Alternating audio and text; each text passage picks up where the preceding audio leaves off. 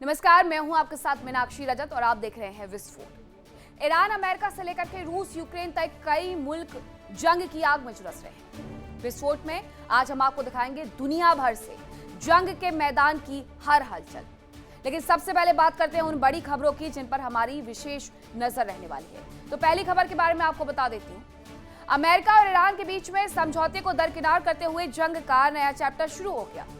देश के नाम पर शुरू हुई लड़ाई अब ईरान के सुप्रीम नेतृत्व और ट्रंप की निजी लड़ाई में तब्दील हो चुकी है। ईरान बदले की आग में तड़प रहा है और उसके निशाने पर सबसे ऊपर है राष्ट्रपति ट्रंप। और यही वजह है कि राष्ट्रपति ट्रंप की जान को खतरा काफी ज्यादा बढ़ गया है। ईरानी सेना, IRGC, खुफिया एजेंसी से लेकर के प्रॉक्सी संगठन और सहयोगी संगठन तक सभी ट्रंप की जान के दुश्मन बन चुके हैं। आज हम आपको ट्रंप की सुरक्षा पर मंडराते नए खतरे के बारे में विस्तार से जानकारी देंगे, जो कि ईरान के हाथ लग चुकी है कि कैसे डोनाल्ड ट्रंप एक जगह से दूसरी जगह तक जाते हैं। और साफ साफ मैसेज ये दिया गया ईरान की तरफ से कि कभी भी डोनाल्ड ट्रंप का खात्मा कर सकते हैं वो। दूसरी खबर के बारे में आपको बताती हूँ। मिडिल ईस्ट में अपना दबदबा कायम करने की कोशिश में इजराइल हमेशा से लगा रहता है। इजराइल ने ईरान को कमजोर करने में कोई कोर कसर भी नहीं छोड़ी।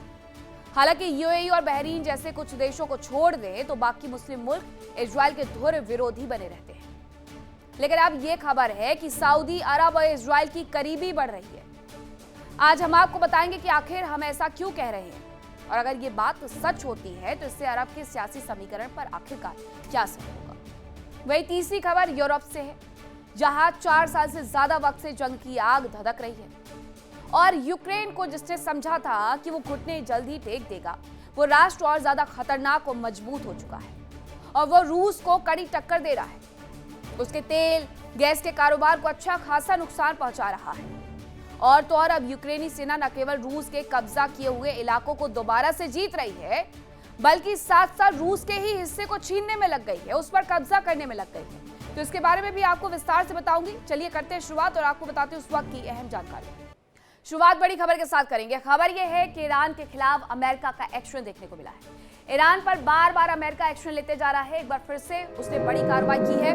फाइटर जेट्स, ड्रोन, युद्धपोतों से उसने हमला कर दिया है। तो ये ईरान के खिलाफ अमेरिका की बड़ी कार्रवाइयों में से एक है। फाइटर जेट्स का तैनात उसने किया है, फाइटर जेट्स का इस्तेमाल उसने किया है, ड्रोन और युद्धपोत से हमला उसने किया है, तटीय निगरानी और एयर डिफेंस सिस्टम पर अटैक भी उसने कर दिया है। लॉजिस्टिक, इंफ्रास्ट्रक्चर, सैन्य क्षमताओं पर हमला ये उसकी तरफ से लगातार किया जा रहा है। ये स्थिति बनी हुई है। ये तस्वीरें अगर आप देखेंगे तो ये आप समझ जाएंगे कि किस तरीके से वो धीरे धीरे करके ईरान की तरफ बढ़ते जा रहे हैं और खुद इसके वीडियोस जारी करके बताते हैं कि उसने किस तरीके से तेहरान को दहला दिया है, बंदर अब्बास को दहला दिया है, केशमद्वीप को दहला दिया है। और ये तस्वीरें 1-2 नहीं बल्कि 28 फरवरी से जो आनी शुरू हुई हैं वो अभी तक थमी नहीं है। अमेरिका की जो तैनाती थी अरब सागर के भीतर, वो तैनाती अभी भी जस के तस बनी हुई है। वो वहां से टस से मस नहीं हुए हैं, हिले नहीं है। वहीं एक और खबर आ रही है इसी से जुड़ी हुई, वो भी आपको बता देती हूँ कि ईरान के इंफ्रास्ट्रक्चर को किस तरीके से नुकसान पहुंचाया जा रहा है। अमेरिकी सेना लगातार ईरान के इंफ्रास्ट्रक्चर को नष्ट कर रही है, उसे नुकसान पहुंचा रही है। ईरानी न्यूज एजेंसी के हवाले से यह जानकारी आई है कि अमेरिकी सेना ने एक बार फिर से ईरान के पुलों पर बड़ा अटैक कर दिया है। यह ईरानी मीडिया के हवाले से दावा किया गया है। 7 लोगों की मौत हो गई, 9 लोग घायल हैं। यह भी ईरानी मीडिया ने इसके बारे में जानकारी दी है। एक एक करके ईरान को खत्म करने की मंशा लेकर के अमेरिका जो आगे बढ़ा था, उसी लिहाज से वो बड़े टारगेटेड अटैक करते जा रहा है। अभी भी ये हमले कहीं नहीं जाने वाले, कहीं नहीं रुकने वाले हैं, क्योंकि IRGC जब मुंह तोड़ जवाब देती है तो अमेरिका और ज्यादा बलवान होकर के उन पर हमले करना शुरू कर देता है। उनके इंफ्रास्ट्रक्चर को वो तबाह कर रहे हैं, उनके पुलों को तोड़ रहे हैं, रेलवे नेटवर्क को तोड़ रहे हैं ताकि ईरान को वो तोड़ सके। ये सिर्फ इंफ्रास्ट्रक्चर नहीं तोड़ रहे हैं बल्कि ईरान की मंशा को तोड़ने के लिए बड़े हमले कर रहे हैं। एक और खबर आ रही है कि अमेरिकी सेना का ओमान की खाड़ी में भी एक बड़ा एक्शन देखने को मिला है। कमर्शियल जहाज के खिलाफ अमेरिका का एक्शन देखने को मिला है। अमेरिकी नाकेबंदी तोड़ने की कोशिश इसकी तरफ से की गई, ये आरोप लगे हैं और अमेरिका का अब तक का 3 जहाजों का रास्ता मोड़ने पर मजबूर करने का दावा भी सामने आ गया है। हर कोई अपने हिसाब से जहाजों को डाइवर्ट करते जा रहा है। कभी अमेरिका डाइवर्ट कर देता है, कभी ईरान डाइवर्ट कर देता है। अब ओमान की खाड़ी में जो एक्शन लिया गया है वो अमेरिकी सेना की तरफ से लिया गया है कमर्शियल जहाजों के खिलाफ। अमेरिकी नाकेबंदी तोड़ने की कोशिश की गई, ये अमेरिका ने आरोप लगा करके 3 जहाजों का रास्ता मोड़ दिया है, ये उनका कहना है। बड़ा दावा है ये। दुनिया भर में इसीलिए तेल और गैस की त्राहिमाम होती है और इसके पीछे की वजह ये है कि मिडिल ईस्ट से आने वाला तेल और गैस जब बाकी कंट्री तक नहीं पहुंचेगा तो वो सीधे सीधे अमेरिका का रुख करेंगे, उनका तेल गैस खरीदेंगे और अमेरिका को अच्छा खासा व्यापार मिलेगा। वहीं ईरान ने अमेरिकी हमलों का करारा जवाब दिया है। बहरीन में अमेरिकी सैन्य बेस पर हमला किया गया। हेलीकॉप्टर और टोही विमानों पर हमले का दावा किया जा रहा है। तो ईरान ने अमेरिकी हमलों का करारा जवाब देते हुए बहरीन में अमेरिकी सैन्य बेस को दहला दिया है। हेलीकॉप्टर और टोही विमान पर हमले का दावा उनकी तरफ से सामने आया है। ये 2 खबरें कि किस तरीके से एक तरफ अमेरिका सिर्फ मिडिल ईस्ट में हालात को खराब नहीं कर रहा है बल्कि अपने लिए एक बिजनेस अपॉर्चुनिटी ढूंढ रहा है और उसमें कई हद तक वो सफल होते हुए तब नजर आता है जब वो जहाजों का रुख मोड़ देता है। दूसरी तरफ ईरान जो हमले का शिकार हो रहा है, निशानों का शिकार हो रहा है, वो घायल शेर की तरह अमेरिका को आंख दिखा करके उसके तमाम एयरबेस को खत्म कर रहा है मिडिल ईस्ट से। कतर, बहरीन, जॉर्डन, हर एक जगह वो तबाही लेकर के आ रहे हैं। वहीं एक और खबर आपको बताती हूं कि ईरान के खिलाफ अमेरिकी सेना की कार्रवाई देखने को मिली है। ईरान के बुशहर पर अमेरिकी सेना का अटैक देखने को मिला है। अमेरिकी एयर स्ट्राइक की तस्वीरें भी इस दौरान सामने आई हैं। तो ईरान के खिलाफ अमेरिकी सेना ने बुशहर पर भी बड़े धमाके हमले करने शुरू कर दिए, विस्फोट करने शुरू कर दिए, जिसकी तस्वीरें आप टेलीविजन स्क्रीन पर देख रहे हैं। अमेरिकी एयर स्ट्राइक के बाद की ये तस्वीरें सामने आई हैं। आग का गुबार यहाँ पर देखने को मिल रहा है, सिर्फ और सिर्फ धुआं धुआं नजर आ रहा है। ये तस्वीरें जरा देखिए कि कैसे एक बड़ा विस्फोट हुआ है। ये मिसाइल दागी गई जिसकी वजह से ये अटैक में आग लगी है और इस पूरी जगह को भी नष्ट कर दिया गया है। इसी बीच एक और जानकारी देती हूँ आपको, जहां अमेरिकी हमलों में किश द्वीप पर भी बड़ा नुकसान हुआ है, हमला किया गया है। ईरान की न्यूज एजेंसी के हवाले से जानकारी है कि पावर स्टेशन को बहुत बड़ा नुकसान पहुंचाया गया है। अमेरिकी हमलों में ही अलग अलग द्वीप को निशाना बनाया जा रहा है। केश्म से लेकर के किश द्वीप तक हमले किए जा रहे हैं। इसकी वजह से पावर स्टेशन की धज्जियां उड़ गई है। ये जानकारी खुद ईरानी मीडिया के हवाले से आ रही है कि पावर स्टेशन पूरी तरीके से तबाह हो गया है। एक तरफ जो आप तस्वीरें देख रहे हैं ईरान के बुशहर की है, दूसरी जो आप तस्वीरें देख रहे हैं ये पावर स्टेशन की है। दोनों जगह सिर्फ और सिर्फ आग और उसके बाद का मलबा शेष रह गया है। अमेरिका बड़े और टारगेटेड हमले कर जरूर रहा है, लेकिन इस बार की तैयारी ईरान की तरफ से कुछ कम नहीं है। ईरान ने एक पूरी हिट लिस्ट जब निकाली है तो डोनाल्ड ट्रंप का नाम सबसे ऊपर रखा है और डोनाल्ड ट्रंप की उन्होंने रेकी तक करनी शुरू कर दी। उसके बारे में मैं आपको बताऊंगी कि किस तरीके से डोनाल्ड ट्रंप को वो मारने की योजना बना रहे हैं। लेकिन उसके बीच एक खबर आ रही है। खबर यह है कि कतर में ईरान का विध्वंसक हमला देखने को मिला है। एयर डिफेंस ने हमले को रोकने की कोशिश की है और आसमान में मिसाइलों की टक्कर के बाद धमाके हुए, एक के बाद एक 11 धमाके कुल सुनाई दिए हैं। कतर में हमले का सबसे नया वीडियो सामने आया है कि एयर डिफेंस ने कैसे ईरानी मिसाइल्स गिराई हैं। एक के बाद एक 11 धमाके हुए हैं। ये आसमान में आपको सिर्फ और सिर्फ लाइट नजर आएगी, लेकिन ये जस्ट मिसाइल्स है जो कि एयर डिफेंस सिस्टम की तरफ से भेजी गई हैं, इंटरसेप्ट की गई हैं और इस वजह से आसमान में ही ये टकरा करके 11 धमाके की आवाज सुनाती हुई नष्ट हो जाती है। लेकिन इनका जब मलबा गिरता है तो वहां पर भी एक बड़ा नुकसान हो जाता है। जिस जगह ये मलबा गिरेगा वहां पर भी अच्छा खासा नुकसान जरूर से होगा। अब 2 तस्वीरें आपको दिखाती हूं। ये जो 2 तस्वीरें आप देख रही हैं इसमें किस तरीके से कतर ने भरपूर प्रयास किया है एयर डिफेंस सिस्टम का इस्तेमाल करके इन मिसाइलों को रोकने का।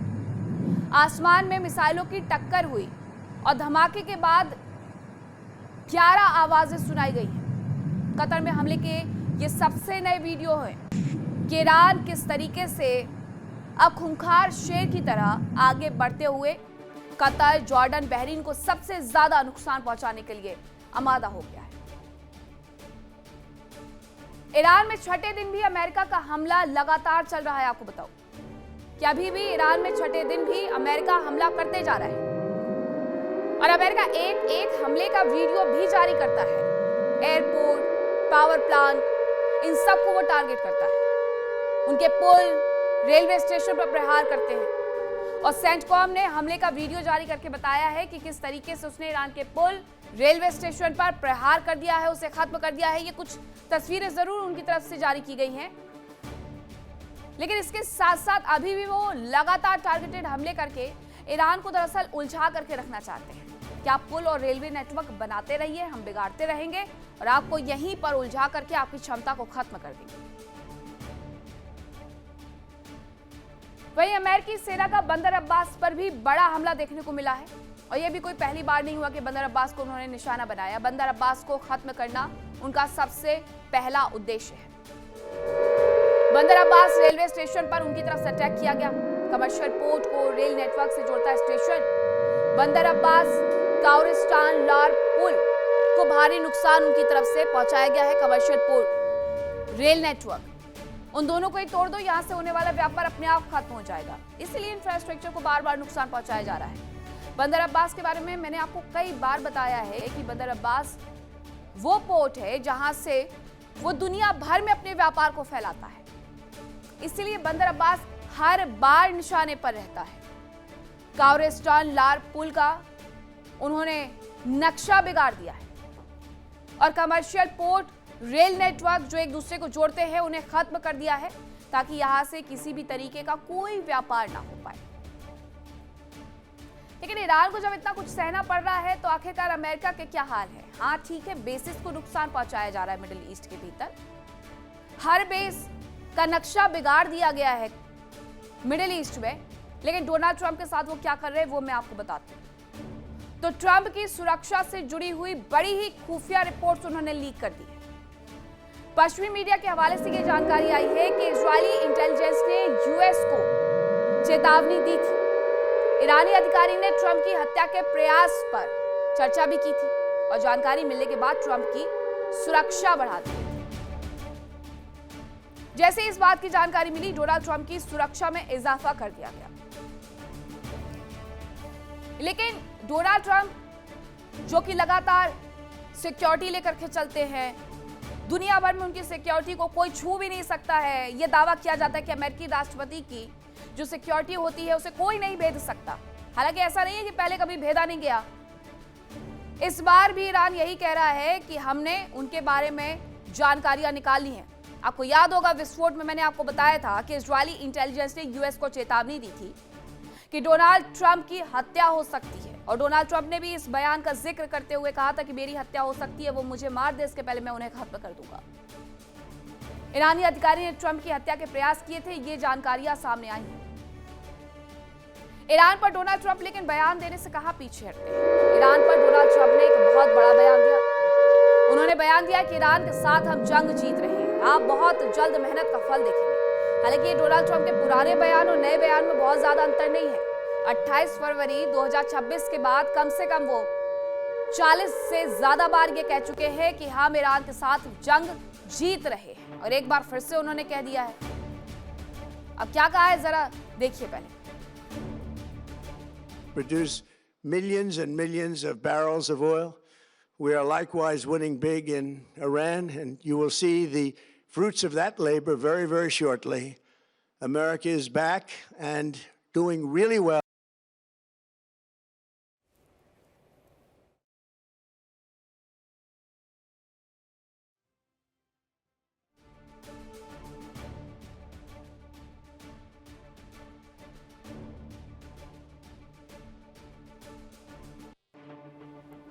तो आपने ये तो देख लिया कि डोनाल्ड ट्रंप ने आखिरकार क्या कहा था, लेकिन अब जो सबसे बड़ी जानकारी है डोनाल्ड ट्रंप को लेकर के, जो अभी तक चर्चा हो रही थी कि डोनाल्ड ट्रंप की हत्या हो सकती है, जो इजराइल की तरफ से दावे किए गए थे, अब वो क्यों दावे किए जा रहे थे, चलिए उसके बारे में मैं आपको बताती हूँ। एक रिपोर्ट सामने आई है।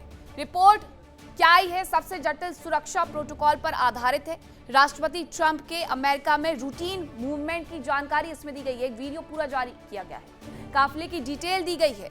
उसमें यह बताया गया है कि डोनाल्ड ट्रंप किस रास्ते से कहां पर जाते हैं, उसे डिकोड किया गया है। जो वीडियो सामने आया है वो ट्रंप के दुश्मनों के लिए काफी अहम साबित हो सकता है।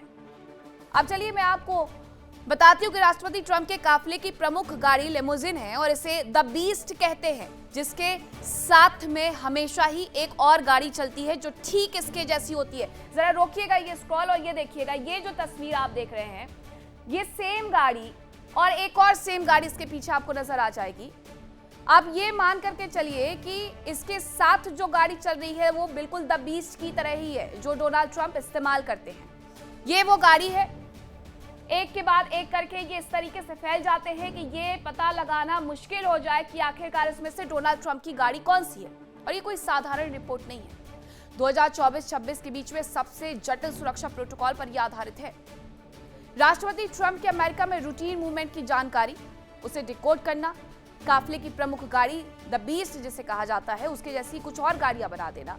इनके पीछे शेवरले एसयूवी होती है जिसमें सीक्रेट सर्विस और काउंटर असॉल्ट टीमें रहती हैं। जो ये तस्वीरें आपने अभी देखी गाड़ियों की, इनके बारे में ये पूरी जानकारी थी।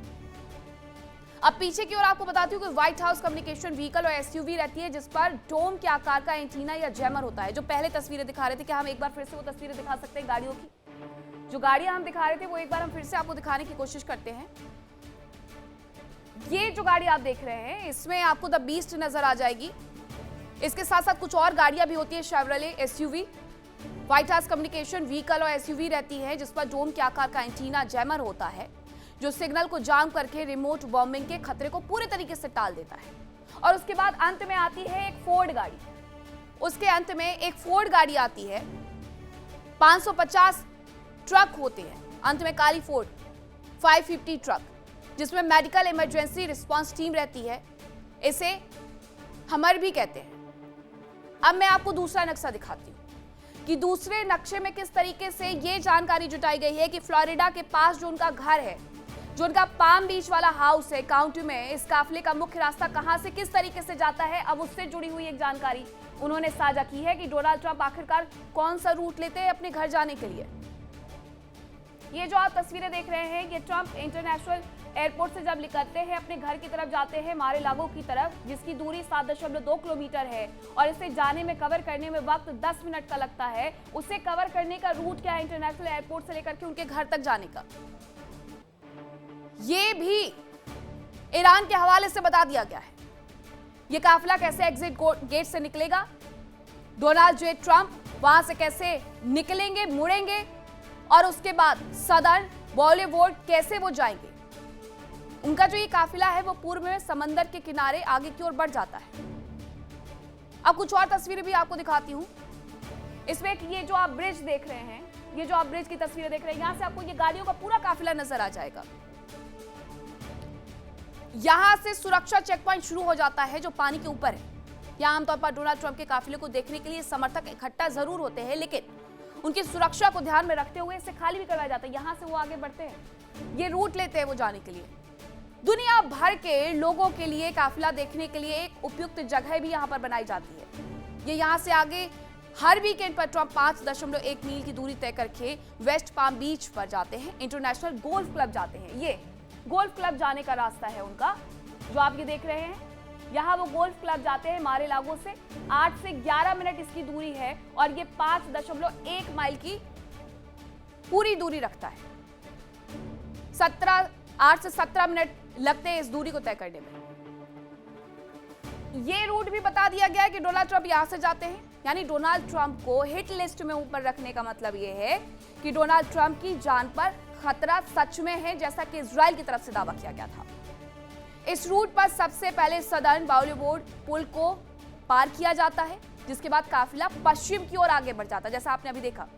और ये किर्क रोड पर चौराहा और कांग्रेस एवेन्यू को पार करते हुए आगे जाते हैं। इसके बाद समिट बॉलीवुड के रास्ते गोल्फ कोर्स के अंदर चले जाते हैं। वहां पर गोल्फ कोर्स के अंदर दाखिल हो जाते हैं। आपको याद होगा कि गोल्फ कोर्स के अंदर जब वो गोल्फ खेल रहे थे तब भी उन्हें निशाना बनाने के लिए वहां पर एक शूटर तैनात था, जिसे बाद में पकड़ भी लिया गया था जब उनके ऊपर ये गोलीबारी की घटना होती है। उसमें से एक का जिक्र मैं कर रही हूं। लेकिन न्यूयॉर्क में ये काम थोड़ा अलग तरीके से होता है। ये तो फ्लोरिडा की बात हम कर रहे थे जहां उनका आवास है, लेकिन बात न्यूयॉर्क की भी करते हैं। क्वींस में लागार्डिया एयरपोर्ट पर लैंडिंग के बाद काफिले के साथ New York police, highway petrol, emergency service unit की गाड़ियां रहती हैं। ये तस्वीरें हैं, आप ये जो तस्वीरें देख रहे हैं, एयरपोर्ट से डोनाल्ड ट्रंप निकले, अपनी द बीस्ट में वो बैठे, लेकिन उसके साथ साथ उनके साथ ये गाड़ियों का अच्छा खासा एक काफिला चलता है।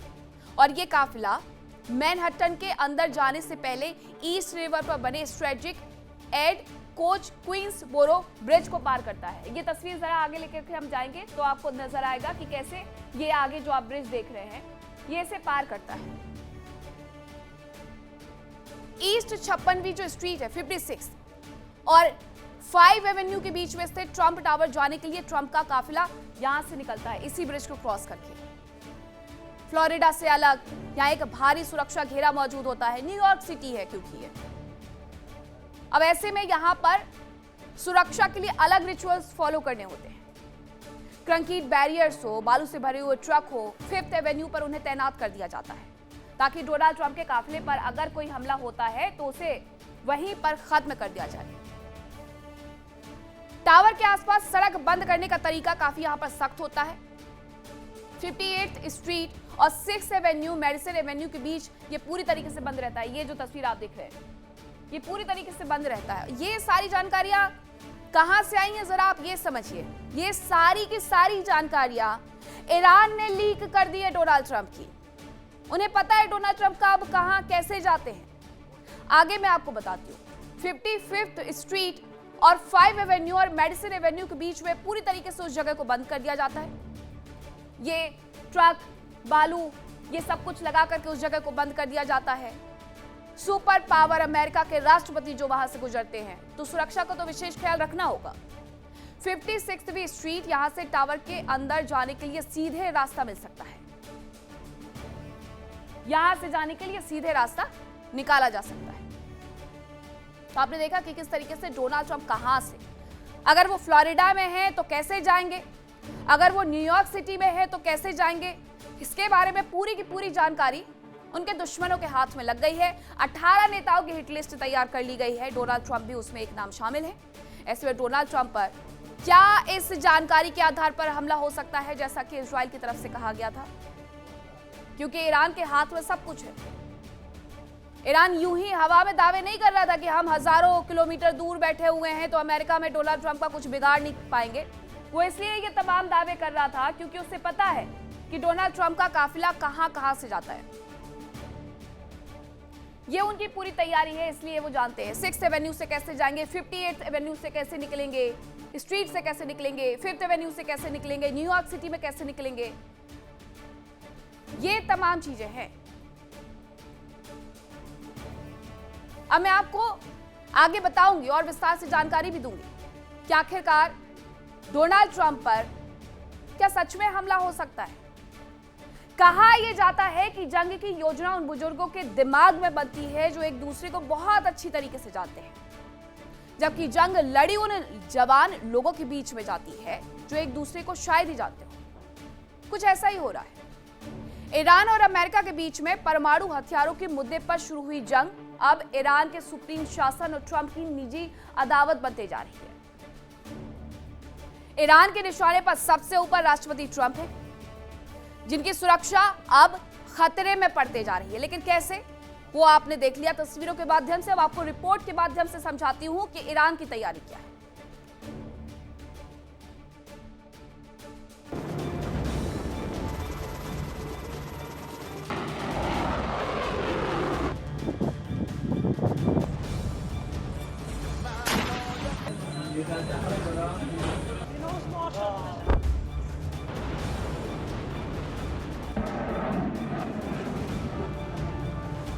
अमेरिका और इजरायल ने ईरान के खिलाफ जंग का आगाज किया। पहली ही वार में अयतुल्ला अली खामेनेई समेत कई टॉप कमांडरों और नेताओं को मौत की नींद सुला दिया।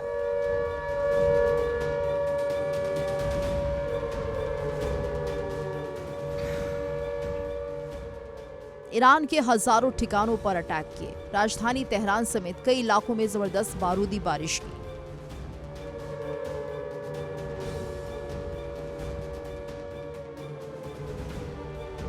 राष्ट्रपति ट्रंप ने आरोप लगाया कि ईरान परमाणु हथियार बना रहा था।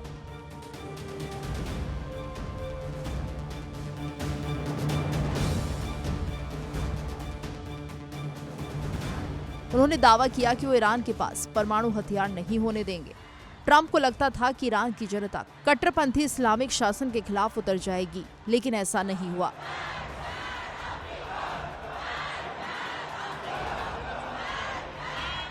अमेरिका के हमले में अयतुल्ला अली खamenei की मौत के बाद लोगों का गुस्सा अमेरिका और इजरायल के खिलाफ फूट पड़ा।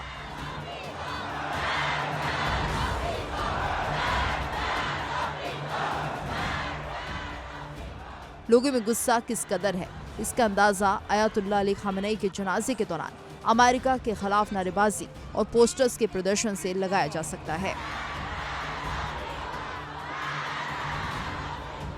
लोगों ने अमेरिका के साथ वार्ता कर रहे विदेश मंत्री अब्बास अरागची और वार्ता के पक्षधर राष्ट्रपति पेजेश्कियान के साथ बदसलूकी भी की गई। लोग सिर्फ बदले की बात कर रहे थे।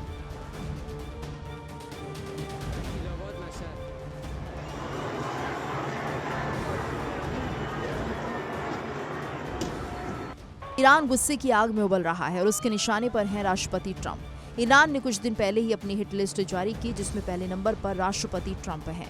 इस लिस्ट में अमेरिकी सांसद लिंडसे ग्राहम का नाम भी था, जिनकी कुछ समय पहले ही मौत हो गई। अमेरिकी राष्ट्रपति यूं तो सुरक्षा के बहुत कड़े घेरे में रहते हैं, लेकिन वो कहते हैं कि दुनिया का सबसे खतरनाक हथियार है ह्यूमन बॉम्ब, यानी वो इंसान जिसके दिमाग से मौत का खौफ ही निकल गया हो। और आज ईरान के लोग कुछ ऐसे ही हालात से गुजर रहे हैं।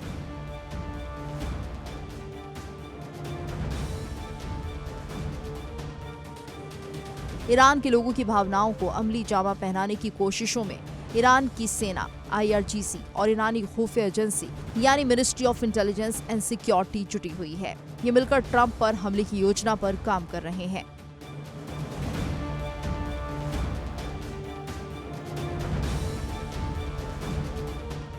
IRGC की कुद्स फोर्स दुनिया भर में ईरान के प्रॉक्सी संगठनों के साथ तालमेल बिठाने का काम करती है।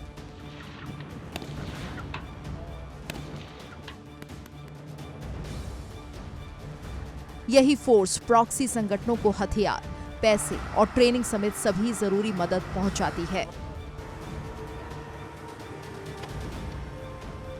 कुद्स फोर्स ही दुनिया भर के दूसरे संगठनों के साथ तालमेल बिठाने का काम करती है, जो ईरानी शासन के लिए काम करते हैं।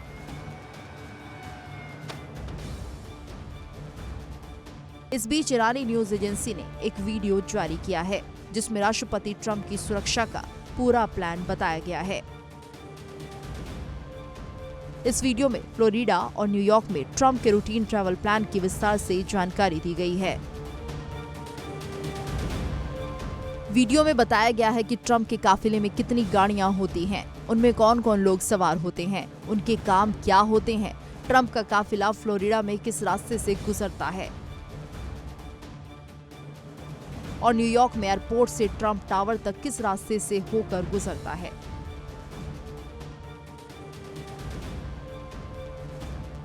वीडियो में उन संवेदनशील पॉइंट्स को भी बताया गया है जहां पर ट्रंप के काफिले पर आसानी से हमला किया जा सकता है।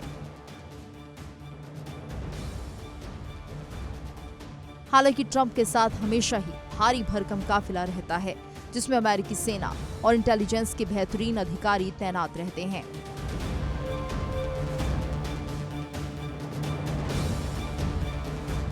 ट्रंप चाहे जितनी सुरक्षा के घेरे में रहें, लेकिन कोई भी घेरा उन्हें 100% सुरक्षित नहीं बना सकता और इसका अंदाजा शायद ट्रंप को भी है और यही वजह है कि वो हर हाल में सतर्कता बरतते हैं। बताया जा रहा है कि तुर्की में हुए नेटो समिट से लौटते समय राष्ट्रपति ट्रंप ने कतर की ओर से तोहफे में दिए गए नए विमान को छोड़कर पुराने एयरफोर्स 1 से रवाना हुए। पश्चिमी मीडिया के मुताबिक अमेरिकी सीक्रेट सर्विस ने सुरक्षा कारणों से ट्रंप को ऐसा करने की सलाह दी थी।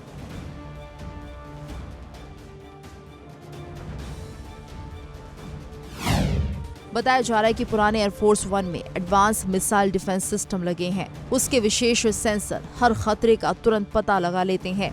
इसके अलावा एयरफोर्स 1 में लगी सुरक्षा तकनीक मिसाइलों का रास्ता भटका सकते हैं। साथ ही परमाणु खतरे से निपटने में भी ये विमान सक्षम है। खबरों के मुताबिक ईरान ने ट्रंप को मौत के घाट उतारने का ब्लूप्रिंट तैयार कर लिया है। अपने स्लीपर सेल और खुफिया तंत्र को भी एक्टिवेट कर दिया है। संभव है कि स्लीपर सेल व्हाइट हाउस के आसपास या अंदर मौजूद भी हों और नजर भी रख रहे हों। इजरायली मीडिया के मुताबिक IRGC की कुछ फोर्स ने सीक्रेट मुख्तार यूनिट बनाई है जो मैक्सिकन ड्रग कार्टेल और विदेशों में रहने वाले ईरानियों के नेटवर्क से संपर्क करेगी और उनकी मदद से ट्रंप और अमेरिकी अधिकारियों की हत्या का ब्लूप्रिंट तैयार किया जाएगा। खबरों के मुताबिक IRGC के मुख्तार यूनिट बेहद हाईटेक और हाइब्रिड स्पेशल ऑपरेशन यूनिट है। इस यूनिट को हर मोर्चे पर अजय बनाने के लिए इसमें अलग अलग मिलिट्री फील्ड से जुड़े एक्सपर्ट शामिल किए गए हैं।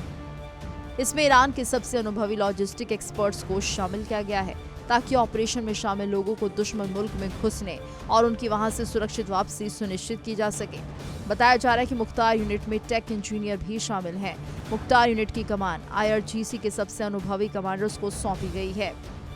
इस यूनिट में ईरान के सबसे काबिल स्नाइपर्स को भी भर्ती किया गया है। इसके अलावा देश के टॉप हैकर्स को चुन चुनकर यूनिट में शामिल किया गया है।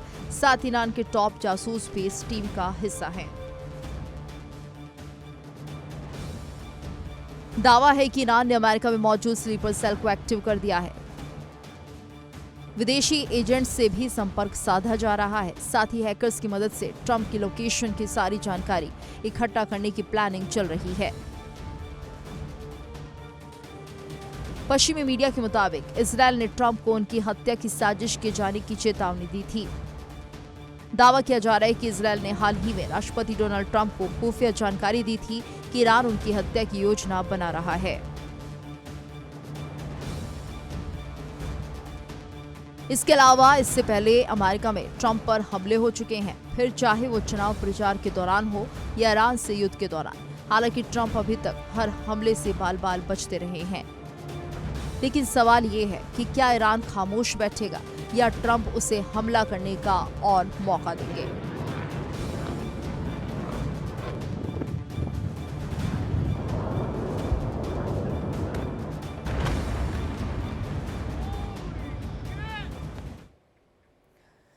और चलिए अब आपको इस वक्त की अहम जानकारी बताती हूं कि ईरान ने एक बार फिर से अपनी ताकत दिखाई है। IRGC ने अंडरग्राउंड मिसाइल की तस्वीरें जारी कर दी है। सिटी की तस्वीर जारी की गई है उनकी तरफ से, अंडरग्राउंड मिसाइल सिटी की तस्वीर। ईरान ने तस्वीरों में अलग अलग जगह पर अलग अलग मिसाइलें भी दिखा दी है। पहली बार नहीं हुआ है ये कि ईरान ने एक बार फिर से अंडरग्राउंड मिसाइल सिटी की तस्वीरें जारी की हूं। बार बार वो इस बीच तस्वीरों को जारी कर रहे थे। अब ये तस्वीरें जो सामने आई हैं, उन्होंने अपनी मिसाइल ताकत को इसमें दिखाया है। बताया है कि किस तरीके से उनके पास जंग में इस्तेमाल करने के लिए अभी भी बहुत सी मिसाइलें हैं जो कि जखीरे में पड़ी हुई, उन्हें निकाला ही नहीं है। और खुद पश्चिमी मीडिया इतने बार ये दावा कर चुका है कि 70% मिसाइल क्षमता अभी भी उनके पास मौजूद है। अब एक और खबर आपको बताती हूँ। इसी से जुड़ी हुई एक और खबर आ रही है कि इजराइल को हमास का बड़ा झटका लगा है। इजराइल हमास के बीच में पहले से युद्ध चलते आ रहा है। इजराइल को हमास को बड़ा झटका, इजराइल की तरफ से ये बड़ा झटका दिया गया है। हमास की शाती बटालियन के कमांडर को मार गिराया गया है। कमांडर निहाद रियाद को मार गिराने का दावा इजराइल की तरफ से कर दिया गया है। ईरान, अमेरिका, इजराइल ये अलग, लेकिन उसके विपरीत एक और युद्ध भी तो चल रहा है 2023 से। इजराइल, हमास, हिजबुल्लाह, हुती। और इजराइल ने एक बार फिर से हमास को इस दौरान बड़ा झटका दे दिया है। हमास की शाती बटालियन का कमांडर बताया जा रहा है जिसे मार गिराया गया है। इस कमांडर का नाम निहाद रियाद था।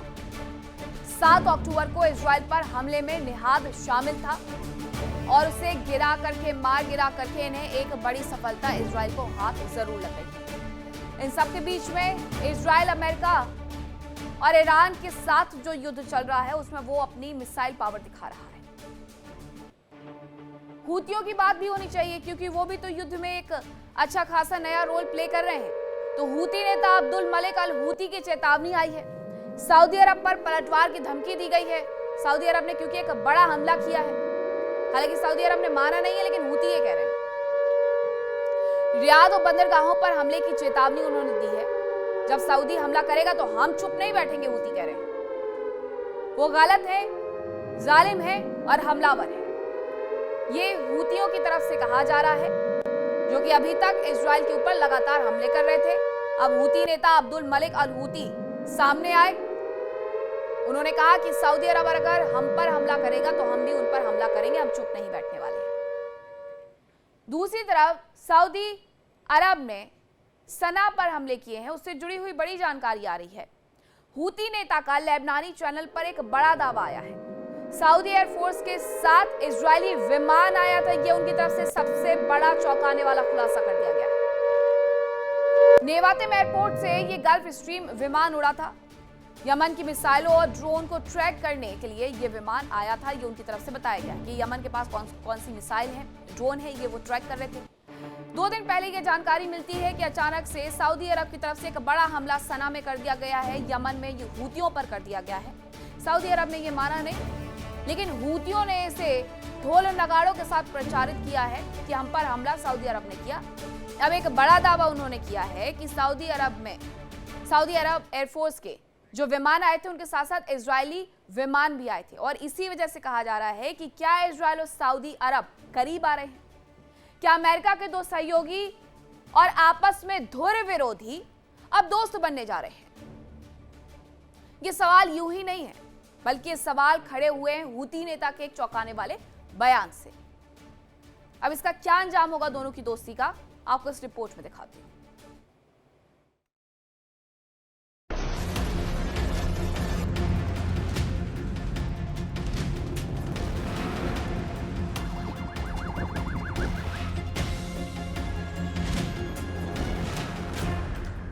इजराइल हमेशा से ही अरब जगत में अपना दबदबा कायम करने की कोशिश में रहता है। उसके रास्ते में सबसे बड़ा रोड़ा है ईरान। इजराइल ने ईरान को कमजोर करने में कोई कोर कसर नहीं छोड़ी। साल 2025 में अमेरिका और इजराइल ने मिलकर ईरान के परमाणु ठिकानों पर हमले किए। इस साल भी अमेरिका और इजराइल की सेनाओं ने 28 फरवरी को ईरान के खिलाफ जंग का आगाज किया।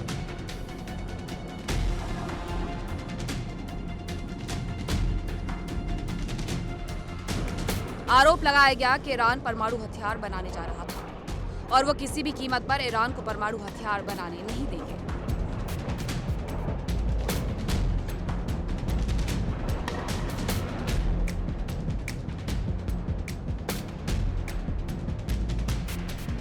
अमेरिका ने इजराइल के साथ मिलकर ईरान में जबरदस्त तबाही मचाई। ईरान के शीर्ष नेतृत्व को खत्म कर दिया गया, लेकिन ईरान ने ऐसा पलटवार किया कि अमेरिका के साथ साथ उसके सहयोगी मुल्क और इजराइल तक दहशत में आ गए। उनके अरबों के हथियार ईरान के छोटे हथियारों की वजह से बर्बाद हो गए। ईरान ने अमेरिका और उसके सहयोगियों को जबरदस्त टेंशन में डाल दिया।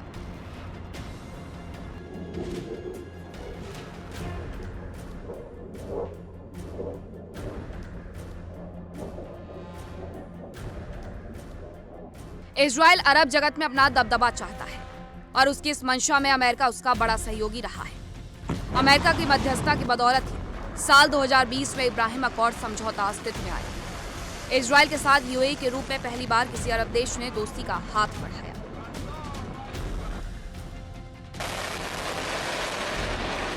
अब्राहम अकॉर्ड के बाद इजराइल और यूएई दोनों ही मुल्क एक दूसरे के अहम सहयोगी बन गए। हालांकि बाद में इस पर बहरीन, सूडान, मोरक्को ने भी दस्तखत किए और कजाकिस्तान ने भी इसमें शामिल होने का ऐलान किया।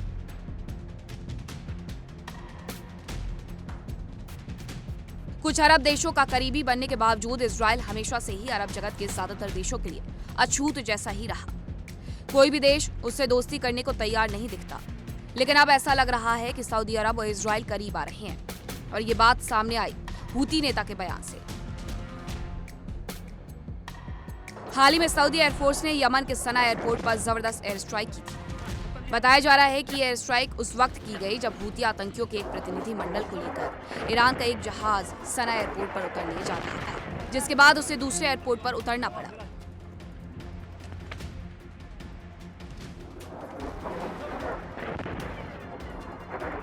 इस हमले को लेकर हूती नेता अब्दुल मलिक अल हूती ने चौंकाने वाला बयान दिया। सऊदी अरब पर बेवजह आक्रामकता दिखाने का उन्होंने आरोप लगाया। साथ ही हूती ने सऊदी अरब को जबरदस्त जवाब देने का ऐलान भी किया। हूती रक्षा मंत्रालय के एक अधिकारी ने हिजबुल्लाह से जुड़े एक लेबनानी चैनल पर चौंकाने वाला बयान दिया। सऊदी अरब की सेना ने जब सना एयरपोर्ट पर स्ट्राइक की तो यमन की ओर से पलटवार को रोकने के लिए भी सऊदी सेना तैयार थी, लेकिन बड़ी बात यह है कि उस दौरान उनके साथ इजरायली फाइटर जेट्स भी था। सूत्रों के अनुसार हमले में इजरायल की ओर से गल्फ स्ट्रीम विमान शामिल हुए थे, जिन्हें कम्युनिकेशन के लिए तैनात किया गया था। दावा है कि ये विमान नेवातिम बेस से उड़े और लाल सागर के ऊपर काम किया। इनका काम यमन की ओर से छोड़ी गई मिसाइलों और ड्रोन को ट्रैक करना और उनकी लोकेशन का पता लगाना था। हूती के बयान से ये उम्मीद जताई जा रही है कि संभव है कि सऊदी अरब और इजरायल की दोस्ती के रूप में अरब जगत में नए समीकरण बन रहे हों। हालांकि सऊदी अरब ने कभी भी इजरायल को आधिकारिक तौर पर मान्यता नहीं दी। 2002 के अरब शांति प्रस्ताव के तहत सभी अरब देशों ने यह शर्त रखी थी कि इजरायल 1967 की सीमाओं के भीतर फिलिस्तीनी राज्य की स्थापना को स्वीकार करे, तभी अरब देश इजरायल के साथ संबंध सामान्य करेंगे। सऊदी अरब उस प्रस्ताव का प्रमुख समर्थक रहा। बताया जा रहा है कि राष्ट्रपति बाइडेन के कार्यकाल में इजरायल और सऊदी अरब के बीच संबंध सामान्य कराने के लिए गहन प्रयास किए गए। रिपोर्ट्स के अनुसार दोनों देशों के अधिकारी पर्दे के पीछे बातचीत कर रहे थे और एक समझौते की रूपरेखा तैयार हो रही थी। इजरायल ने सऊदी अरब की मांग पर फिलिस्तीनी राज्य की दिशा में एक अस्पष्ट प्रतिबद्धता जताने पर सहमति जताई थी। हालांकि स्पष्ट मान्यता से वो बचता रहा। ट्रंप के दोबारा राष्ट्रपति बनने के बाद हालात बदल गए। ट्रंप ने गाजा पट्टी पर अमेरिकी नियंत्रण और फिलिस्तीनियों के विस्थापन का प्रस्ताव रखा, जिससे पूरे अरब जगत में गुस्सा फैल गया। सऊदी अरब ने स्पष्ट कर दिया कि वो ट्रंप के प्रस्ताव को स्वीकार नहीं करेगा और जब तक फिलिस्तीन के लिए 2 राज्य समाधान लागू नहीं होता तब तक वो इजरायल के साथ कोई राजनयिक संबंध नहीं बनाएगा। बताया जा रहा है कि सऊदी विदेश मंत्रालय ने अमेरिका को साफ संदेश दिया है कि जब तक इजरायल गाजा में हमले बंद नहीं करता और फिलिस्तीन को स्वतंत्र राज्य के रूप में मान्यता नहीं देता, तब तक सऊदी इजरायल संबंध की कोई बात नहीं हो सकती है। अब अगर सऊदी अरब और इजरायल दोस्ती करते हैं तो यकीनन अरब जगत में नए समीकरण जन्म ले सकते हैं। माना जा रहा है कि सऊदी अरब की तेल संपदा और इजरायल की तकनीकी उपलब्धियों का साथ एक शक्तिशाली आर्थिक ब्लॉक बना सकता है। इसके अलावा ईरान को सामान्य खतरा मानने वाले दोनों देश मिलकर एक मजबूत सुरक्षा गठबंधन बना सकते हैं, जिससे खाड़ी क्षेत्र में स्थिरता आ सकती है। हालांकि सऊदी अरब के इजरायल के पाले में आने से अरब लीग और इस्लामिक सहयोग संगठन यानी OIC में गहरा विभाजन हो सकता है, जहां कुछ देश इजरायल के करीब और कुछ विरोध में चले जा सकते हैं। सऊदी समर्थन मिलने से इजरायल पर फिलिस्तीनियों के प्रति लचीलापन दिखाने का दबाव कम हो सकता है, जिससे फिलिस्तीनी मुद्दा और कमजोर पड़ सकता है। ईरान किसी भी कीमत पर इजरायल को मजबूत होते नहीं देखना चाहता।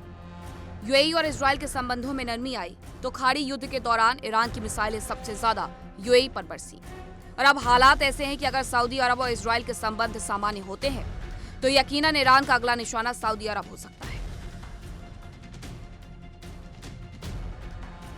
साफ है कि इजरायल से दोस्ती की कीमत सऊदी अरब को चुकानी पड़ सकती है। हालांकि इसकी संभावना फिलहाल कम ही नजर आती है। Bureau report, India daily 24/7।